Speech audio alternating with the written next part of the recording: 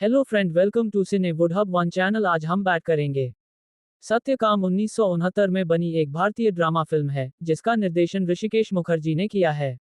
ये नारायण सान्याल के इसी नाम के बंगाली उपन्यास पर आधारित है। इस फिल्म में धर्मेंद्र, शर्मिला टैगोर, संजीव कुमार और अशोक कुमार मुख्य भूमिका में हैं। इस फिल्म का संगीत लक्ष्मीकांत प्यारेलाल ने दिया है। फिल्म का नाम प्राचीन हिंदू संत सत्यकौम जाबाला से प्रेरित है। धर्मेंद्र द्वारा निभाया गया किरदार भारतीय सिनेमा में सबसे बेहतरीन किरदारों में से एक माना जाता है।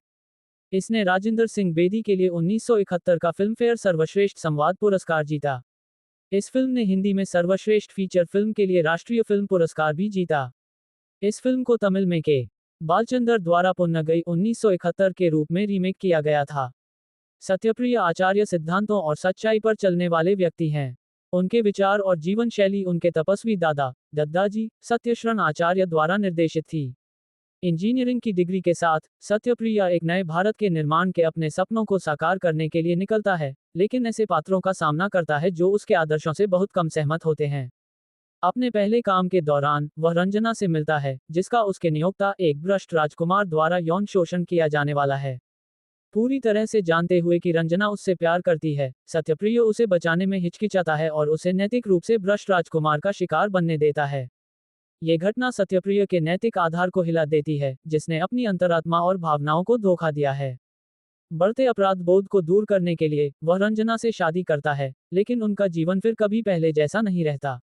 वह एक बच्चे को जन्म देती है जिसका पितृत्व कभी स्पष्ट रूप से स्थापित नहीं होता है। बाद में सत्यप्रिय एक नौकरी से दूसरी नौकरी में जाता रहता है क्योंकि वह बेईमानी से समझौता करने में असमर्थ है। सत्यप्रिय और रंजना के बीच भी वैवाहिक संघर्ष होते हैं। वह एक सामान्य जीवन जीने की कोशिश करती है और अपने अतीत को भूलने की इच्छा रखती है। सत्यप्रिय को लगातार उसकी असफलता की याद दिलाई जाती है और ऐसा लगता है कि वह वास्तविक जीवन में अपने सिद्धांतों को लागू करने के बारे में कठोरता बढ़ाकर इसकी भरपाई करता है। पेशेवर रूप से संघर्ष करते हुए वह एक लाइलाज और घातक बीमारी से ग्रसित हो जाता है।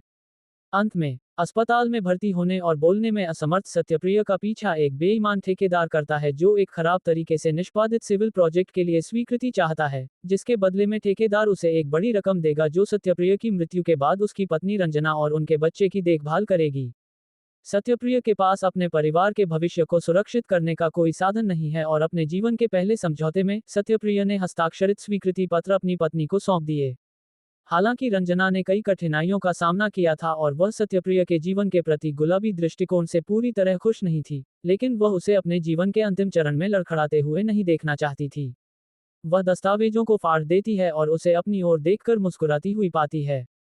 हालांकि बोलने में असमर्थ, सत्यप्रिय स्पष्ट रूप से खुश है कि वह कम से कम एक व्यक्ति को अपने आदर्शवादी विश्व दृष्टिकोण में बदलने में सक्षम था।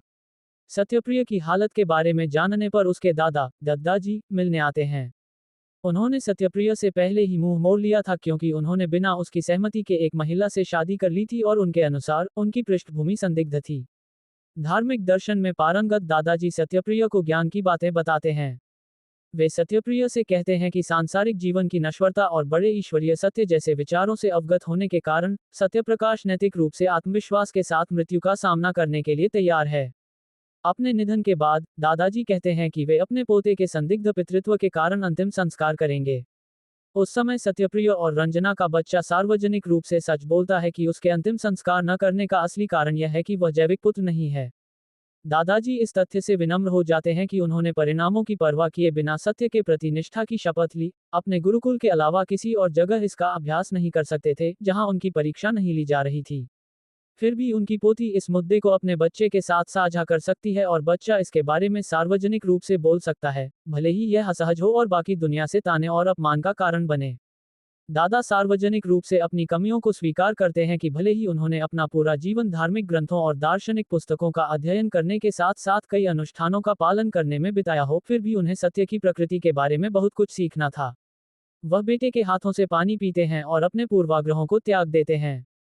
फिल्म का अंत उनके रंजना और उसके बच्चे के साथ घर के लिए प्रस्थान करने के साथ होता है। फिल्म का संगीत लक्ष्मीकांत प्यारेलाल ने तथा बोल कैफी आजमी ने लिखे थे। हमारा वीडियो पसंद आया तो लाइक करे, शेयर करे और सब्सक्राइब जरूर कर दीजिए।